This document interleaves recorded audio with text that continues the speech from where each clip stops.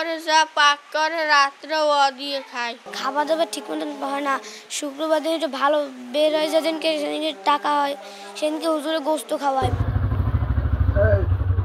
মাদ্রাসায় খাবার নেই, তাই এতিম শিশুদের নিয়ে দুমুঠো খাবারের আশায় রাস্তায় নেমেছেন নুরুল ইসলাম ফিরোজী। বরিশাল নগরীর পলাশপুর রহমানিয়া মাদ্রাসা ও এতিমখানা লীলা বোর্ডিং এর পরিচালক তিনি। মানবতার ফেরিওয়ালা হিসেবে নিজেকে জাহিরে ব্যস্ততারও শেষ নেই তার।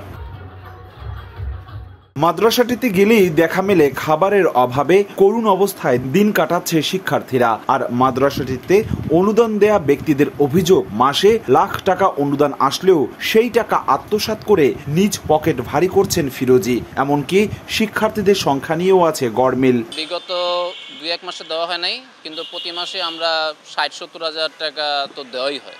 কাগজে কলমে মাদ্রাসাটিতে শিক্ষক, কর্মচারী ও শিক্ষার্থী মিলিয়ে সবসহ 63 জন, তবে বাস্তবে 25 থেকে 30 জনের বেশি নয় বলে দাবি স্থানীয়দের। শিক্ষার্থীরা জানান, খাবারের অভাব দেখা দিলে ভিক্ষাবৃত্তি করতে নামেন তারা। আর এত সংকটের মাঝেও পরিচালক নুরুল ইসলাম ফিরোজের 5ম শ্রেণী পড়ুয়া 4 ছেলেকে এতিমখানায় নিয়োগ দেওয়া হয়েছে বিভিন্ন পদে।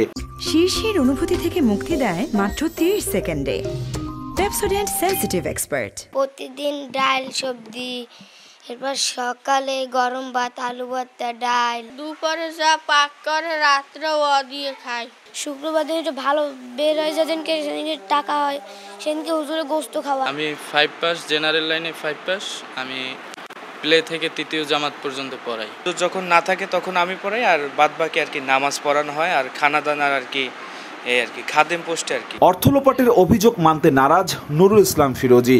এমনকি সময় সংবাদের কাছে মাসে লাখ টাকা অনুদান আসার প্রমাণ থাকলেও তার দাবি 30,000 টাকা অনুদান পান তিনি। আল্লাহর এক বান্দা, সে প্রতি মাসে 20,000 টাকা দেয়, এবং ঢাকায় আরো 2টা লোক আছে 5-10,000 টাকা দেয় মাসে। এই হলো আমার বড় অনুদান। এছাড়া আমার কোনো বড় অনুদান বা এভাবে বড় আমার কোনো কিছু নাই। মাদ্রাসা পরিচালনা কমিটির বক্তব্য পাওয়া যায়নি। সমাজসেবা অধিদপ্তর জানিয়েছে, কোনো ধরনের অনুমতি ছাড়াই এতিমখানা ও মাদ্রাসা খুলেছেন নুরুল ইসলাম ফিরোজী। আমরা এই বিষয়টি জেলা প্রশাসনের সাথে আলোচনা করব এবং আমাদের পর্যায় থেকে যেটুকু সহায়তা করার তদন্ত সহ আমরা যথাযথভাবে ব্যবস্থা নেওয়ার চেষ্টা করব। স্থানীয় একটি মাদ্রাসার খাদেম থেকে 2016 সালে হঠাৎ বরিশাল নগরীর পলাশপুর এলাকায় রহমানিয়া মাদ্রাসা ও এতিমখানা লীলা বোর্ডিং প্রতিষ্ঠা করেন নুরুল ইসলাম ফিরোজী। 4 ছেলেকে নিয়ে মাদ্রাসা ও এতিমখানা প্রতিষ্ঠার পর আর পেছনে ফিরে তাকাতে হয়নি তাকে।